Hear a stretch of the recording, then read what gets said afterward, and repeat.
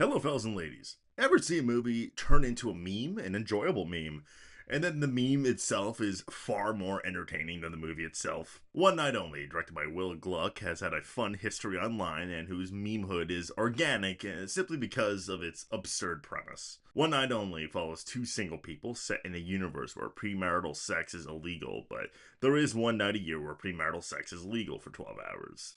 The two seek to partake in the festivities, but slowly realize that they're going to be getting a lot more than they realized. The concept is absolutely absurd, and it had me asking plenty of questions when I learned about it. How was it enforced? Is marriage the only way to legally pipe? What about couples that live together and are together for years but never get legally married? Is this a recent law or is this an all-time law? Is this a religious thing? Is this a global law or is it just the US or North America? Why is there a government so Puritan that sex is outright against the law but simultaneously chill enough to say, okay, just this once? Do people call the police on sex havers? People are already silent in private places when they pipe. You'd think that, in this world, people are more secretive. So how are people caught? Is hand stuff legal? If not, what if it's over the pants? Is that legal? Is jacking off legal? If it is, why? This one seems obvious, but if you get married but then get divorced, is sex still legal to you, or do you get that revoked? Is it also part of the law that the only person you're allowed to have sex with is your partner? If you're not single, can you pipe another non-single person? Surely cheating is illegal if sex is illegal. Do adults get the day off of work on sex day? Do kids get school off? I hope not. In this world, does Chris Hansen go after anyone who fucks, not just pedophiles, just anyone who has sex? Is sex a prisonable offense or a misdemeanor? What does a government gain from making sex illegal? Does society's values in this world match the puritanism of this law? To the movie's credit, they do answer some of these.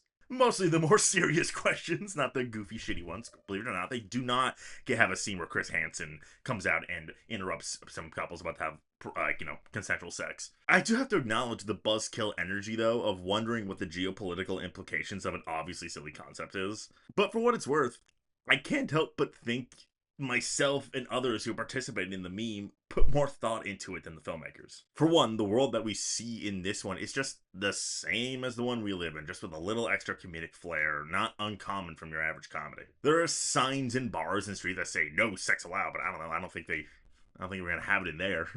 In this world, it's just another law. It's not like bars have signs that say, hey, no murder allowed. I recognize that a law banning sex wouldn't unnecessarily turn the world into anarchy, but the filmmakers' complete refusal to engage with the world they created is a common theme. They do explain their stuff, they get their homework done, but in the most half-assed way, it just doesn't matter. And in a way, I can understand that the film is aiming for that type of feeling, to just live in the world in the way the characters have come accustomed to it. But take, for example, one of last year's Oscar-winning shorts, Two People Exchanging Saliva, which has a similar concept in that kissing is illegal. It does so much with that concept thematically and comedically, the world building so natural and thought out and had to do with the character's path. Here, it kind of acts as background noise after a while. It informs the character's decision making only to a certain extent. When the filmmakers refuse to play around with the concept they gave themselves, almost to the point of self-loathing. There's in-world politics that get addressed, but it just kind of comes down to people saying, boy, this mandate sucks. But then it kind of suggests a form of conformity?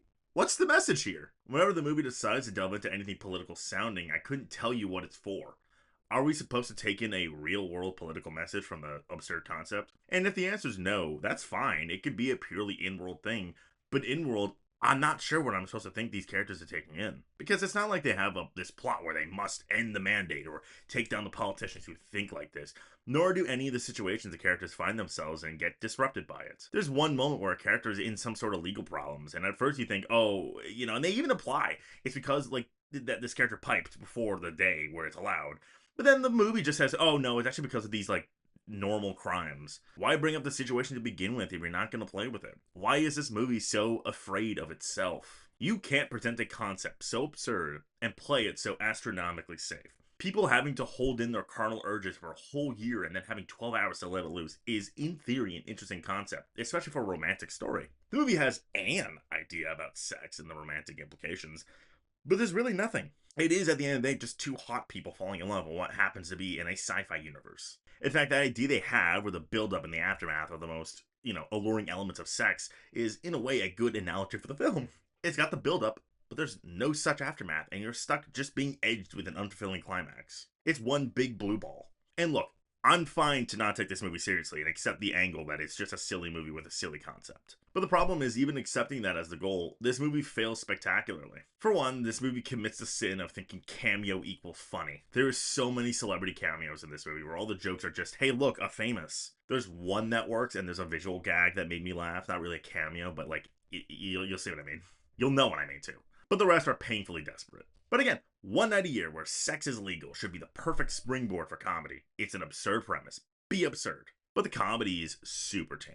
Most raunchy the movie gets is an annoying bit with a kid, but the joke is literally just, haha, the kid says fucked up stuff, and it's funny because child shan't be saying that. Wouldn't you think in a world like this, or at least an elevated film world like this, would delve into full-blown depravity on a night where it's encouraged? Not to be weird, but like, I don't know, wouldn't it be funny to see a bunch of weird kinky shit, or like sex parties?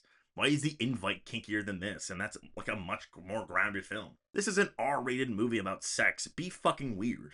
But at the end of the day, it's basically just a PG-13 movie with more fuck words than usual and the occasional male butt and people covering their privates. There's a sequence where the two characters are implied to be going to like an orgy.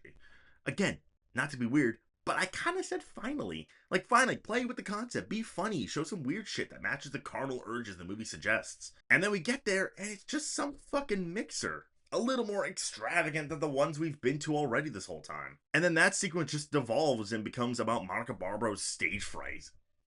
Why? The most absurd this movie gets is an extended sequence where they really need to get a condom and it's really hard to find one. That's the extent, and it's not that funny. Everything else just kind of runs in a circle of they're gonna hook up with someone, they turn out to be an odd person, something goes wrong, back to square one. It's just a boring rom-com at the end of the day with the suggestion of a crazy concept. And once again, even accepting that as the goal, it sucks. Because Monica Barbaro and Callum Turner, charming as they are, have no chemistry with one another. Monica Barbaro is fine. Callum Turner is actively shit. The movie at a point gives up on trying to pretend. The two characters even say, hey, we should pipe, but we won't. I don't know, why not? You guys want the same thing, just fucking go at each other. She's half naked already. But they need to get to the end goal in time to make this feature length. Abstinence it is. The movie's so beholden to boring rom-com tropes that it forces a rift for the sole purpose of engineering a run-to-the-airport moment. Charming as that can be, I don't know. I don't care about any of these characters, and they don't have enough chemistry, and again, what the fuck happened to the sex purge? Why are we doing it a run-to-the-airport moment? The concept you gave yourself almost like a comedy cheat code. Why are we doing lame rom-com stuff? I do wonder if I'd be less mad if it really was just a boring rom-com, no silly concept pretending to exist. It's part of why I didn't hate Anyone But You. Anyone But You also just plays the beats like extremely safe and also has a charming lead make up for the completely stiff performance of the co-star. But I don't know, that movie stuck to the concept it laid out for itself. A completely dull concept, granted, but I got what I expected. I didn't expect the world out of the sex purge movie, but I didn't expect literal self-hatred. I didn't expect a movie to create a world and then abandon it just as quickly. This movie isn't good at all. Like, not ironically, not as a turn your brain off type of ride. There's nothing about this movie I can recommend. I get, for some, the cheapness is going to work just fine, and they'll be okay ignoring everything around it because they get to watch hot people fall in love with hijinks in between. The familiarity can be a pro when it comes to rom-coms, but I simply do not buy it here. We were promised something, and then we're given something less. One Night Only is a movie brimming with self-hatred. It sets up the concept that feels golden for any genre, picks comedy, and then does nothing with it.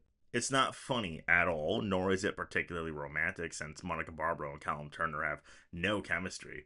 And then they take the absurd concept, spin it around, and becomes just another lame rom-com we've seen 100 times. Easily one of the year's worst films. I'm giving One Night Only 3 Dua Lipa's husbands out of 10.